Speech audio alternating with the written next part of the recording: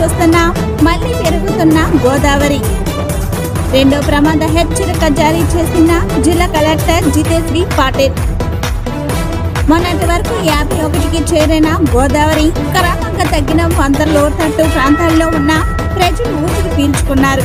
అలాగే మళ్ళీ 2 రోజుల వర్షానికి మళ్ళీ క్రమంగా దిగువ నుంచి వచ్చే నీరు మొత్తం గోదావరిలో చేరడం వల్ల క్రమంగా ఒకటేసారి గోదావరి పెరిగింది.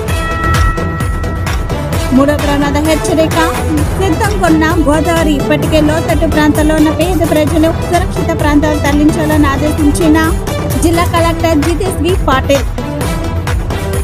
స్థానాల ఘట్టం మెట్ల మార్గాల్లో మొత్తం నిండు గోదావరి చర్ల వెంకటాపురం పర్ణశాల రాకపోకలు బంద్. భారీగా వరద చేరటం వల్ల అప్రమత్తంగా ఉండాలని అధికారులకు ఆదేశించిన జిల్లా కలెక్టర్. ఇంకా 2 రోజుల వర్షాలు ఉండడం వల్ల ఎప్పటికప్పుడు తగిన జాగ్రత్తలు తీసుకోవాలని అలాగే ప్రజలు అప్రమత్తంగా ఉండాలని ఆదేశించిన జిల్లా కలెక్టర్ జితేష్ వి పాటిల్. మళ్ళా పెరుగుతున్న గోదావరి. మొన్నటికి మొన్న 51 అడుగులు చేరిన గోదావరి క్రమంగా తగ్గింది. అలాగే లోతట్టు ప్రాంతంలో ప్రజలు ఊపిరి పీల్చుకున్నారు. మళ్ళీ రాత్రికి ఈ 2 రోజులు కురిసిన వర్షానికి భారీగా పెరిగిన గోదావరి. అలాగనే లోతట్టు ప్రాంతం నుంచి వరద చేరి గోదావరి ముప్పు ప్రాంతానికి గురి అయ్యి మళ్ళా గోదావరి పెరిగినది. అలాగే స్నానాల ఘట్టాలు అలాగే ఎక్కడెక్కడి నుంచో వచ్చిన నీరు మొత్తం గోదావరిలో చేరి క్రమంగా గోదావరి పెరుగుతుంది.